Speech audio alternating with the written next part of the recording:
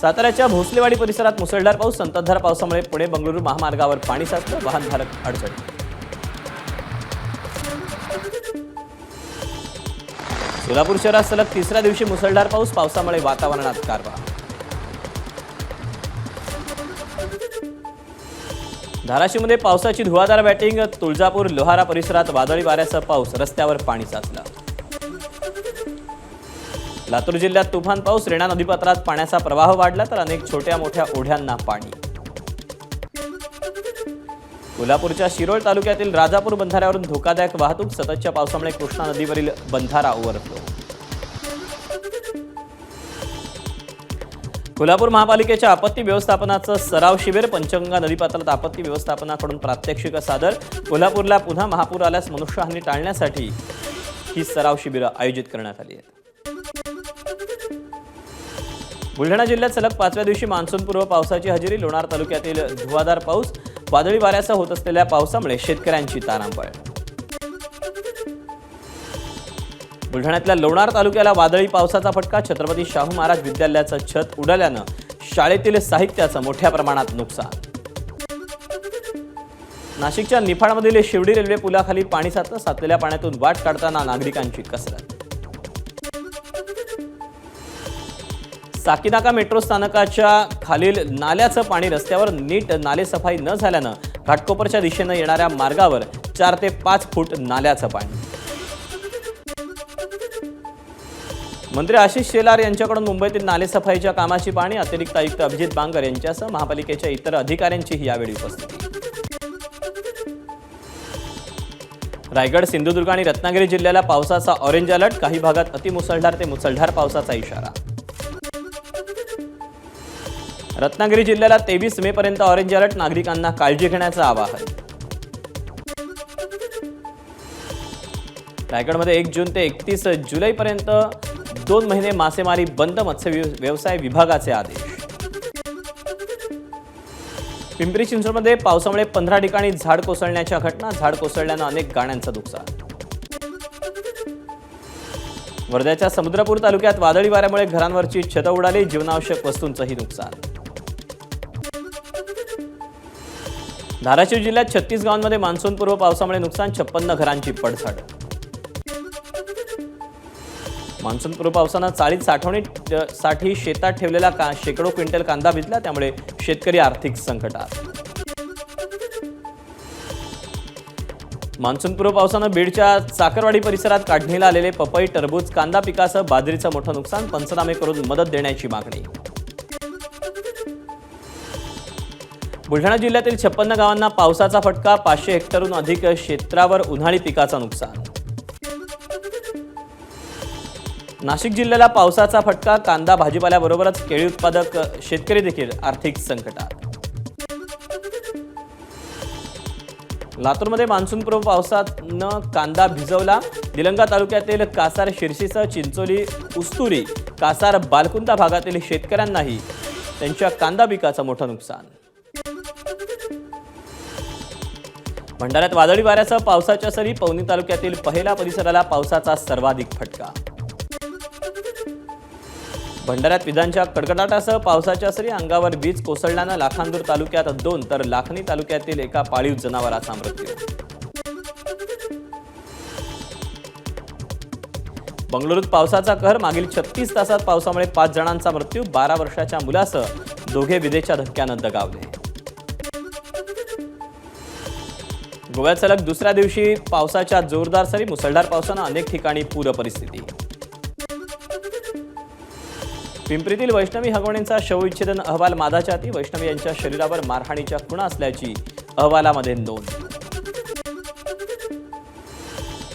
अजित पवारांच्या राष्ट्रवादीचे मुळशी तालुका अध्यक्ष राजेंद्र हगवणेंच्या लहान सुनेची आत्महत्या. गुन्हा दाखल झाल्यानंतर राजेंद्र हगवणे फरार.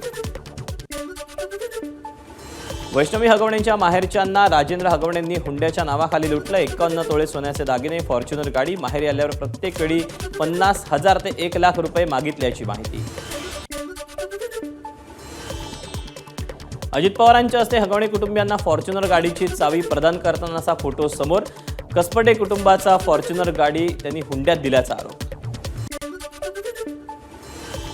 फॉर्च्युनर तुम्ही दिली की मागितली? हुंड्यात दिलेल्या फॉर्च्युनर गाडीबद्दल अजितदादांनी प्रश्न विचारला होता. मृत वैष्णवी हगवणेंचे वडील अनिल कसपटेंची माहिती.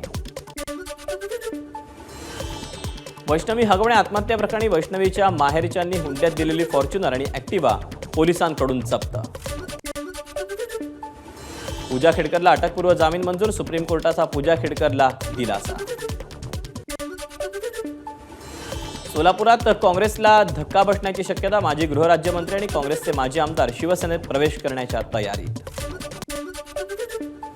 नाशिकच्या पालकमंत्रीपदाचा तिढा सुटलेला नसताना आता भुजबळांचे पालकमंत्री म्हणून लागले बॅनर. मंत्रिपदाची शपथ घेतल्यानंतर पहिल्यांदा छगन भुजबळ उद्या येवला मतदारसंघात. ठिकठिकाणी भुजबळांचं जंगी स्वागत केलं जाणार. छगन भुजबळांनी मंत्रिपदाची शपथ घेतल्यानंतर जालन्यात समता परिषद आणि ओबीसी कार्यकर्त्यांकडून जल्लोष. ढोल ताशावर ठेका धरत भुजबळ समर्थकांकडून आनंदोत्सव साजरा. शरद पवारांच्या राष्ट्रवादीतील कोर कमिटीच्या सदस्यांची उद्या मुंबईत महत्त्वाची बैठक. शरद पवारांच्या उपस्थितीमध्ये बैठकीत बदलांबाबत होणार चर्चा. विधान परिषदेचे सभापती राम शिंदेंनी घेतली राष्ट्रपती द्रौपदी मुर्मूंची भेट. चोंडीला इथे होणाऱ्या त्रिशताब्दी जयंती उत्सवाचं निमंत्रण देण्यासाठी भेट घेतल्याची माहिती. बीड जिल्ह्यातील कायदा आणि सुव्यवस्थेबाबत मुख्यमंत्री पुढील आठवड्यात मुंबईत घेणार बैठक. उपमुख्यमंत्री अजित पवारांचा बैठकीसाठी पुढाकार.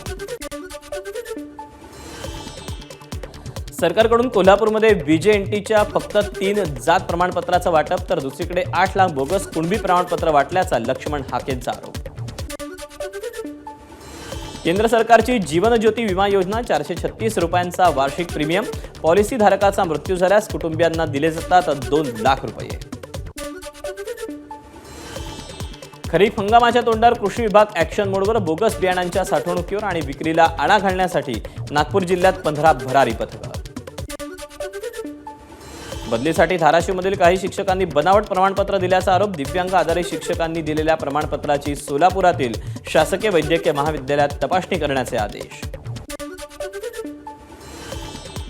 देशाविदेशातील बोगस एमबीबीएस सारख्या अभ्यासक्रमांपासून सावध राहण्याचा नॅशनल मेडिकल काउन्सिलचा इशारा.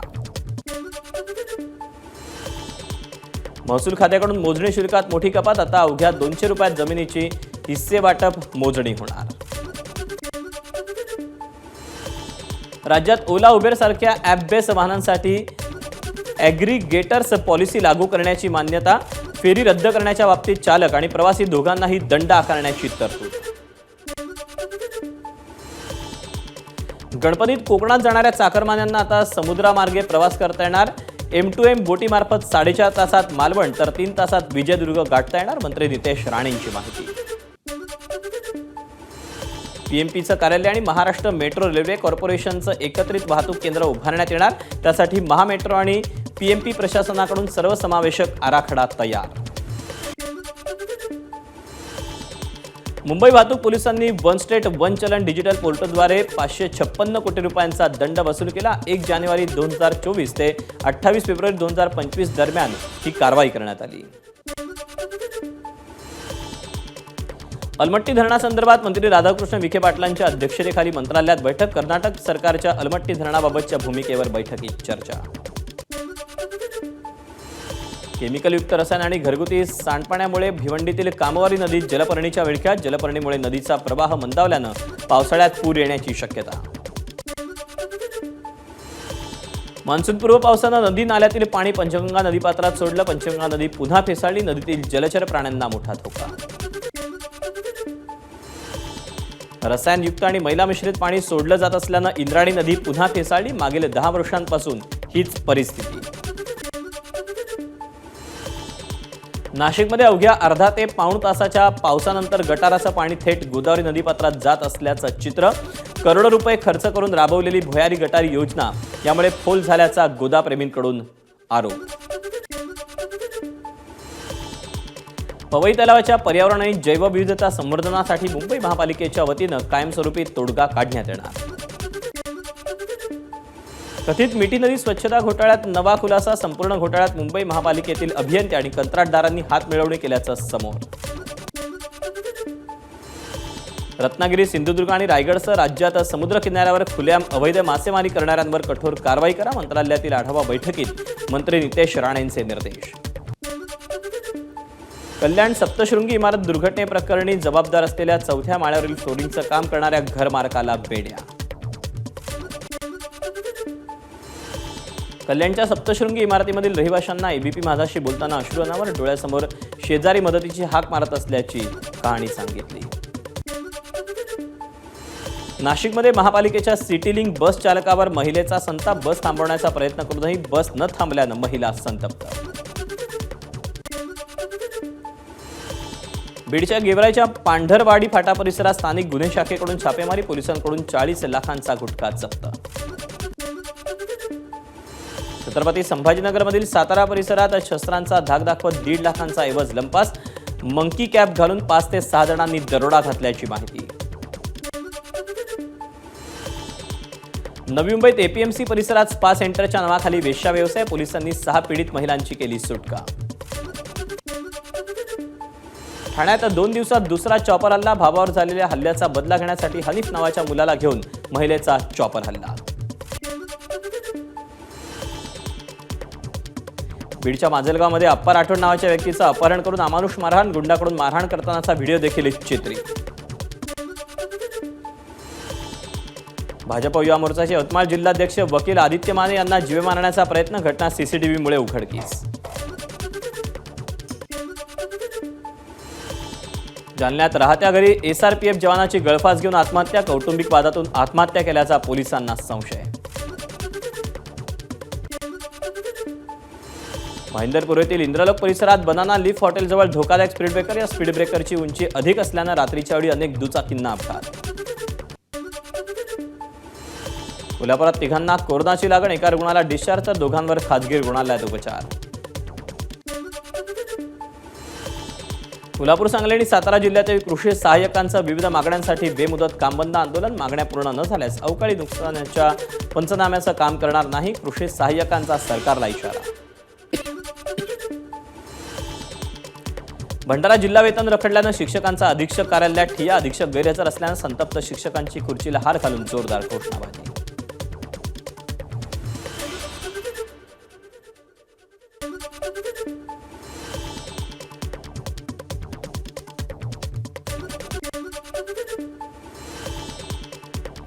नॅशनल हेराल्ड प्रकरणात 2 ते 8 जुलै रोज सलग सुनावणी होणार. सोनिया गांधी आणि राहुल गांधींविरोधात मनी लॉन्ड्रिंगची केस शक्य. आरोपी गैरमार्गाने मिळवलेल्या पैशांचा लाभ घेत असल्याचा आरोप. भाजपचे आयटी सेल प्रमुख अमित मालवीय यांच्या विरोधात काँग्रेसकडून एफआयआर दाखल. राहुल गांधी आणि काँग्रेस विरुद्ध केलेल्या टिप्पणीबद्दल तक्रार दाखल केल्याची माहिती. मनी लॉन्ड्रिंग प्रकरणात जामीन मिळवण्यासाठी 1 वर्ष तुरुंगवास घडायलाच हवा असा काही नियम नाही. सुप्रीम कोर्टाच्या ईडीला कानपिचक्या. न्यायमूर्ती यशवंत वर्मा यांच्या विरोधात एफआयआर दाखल करण्याची मागणी करणारी याचिका सर्वोच्च न्यायालयानं फेटाळली.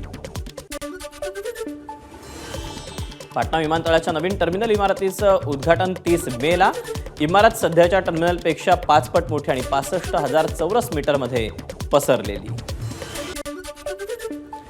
उत्तराखंडमधील नैनितालमध्ये एका पर्यटकाकडून हॉटेलमध्ये गोंधळ. रक्तबंबाळ अवस्थेत पर्यटकांना हॉटेलच्या मुख्य गेटची काच फोडली. शेअर बाजारात पुन्हा एकदा तेजी. सेन्सेक्स 410 अंकांनी वाढला तर निफ्टी 129 अंकांनी वाढला. आयपीएलचा अंतिम सामना अहमदाबादच्या नरेंद्र मोदी स्टेडियममध्ये खेळवला जाणार. पावसाची शक्यता असल्यानं कोलकातामध्ये होणारा क्वालिफायर 2चा आणि अंतिम सामना अहमदाबादमध्ये रंगणार. अंदाज अपना अपना चित्रपटातील डायलॉग्स आणि अमर प्रेम, तेजा आणि क्राईम मास्टर गोगो यासारख्या व्यक्तिरेखांचा परवानगीशिवाय वापर करता येणार नाही. हायकोर्टाचा इशारा.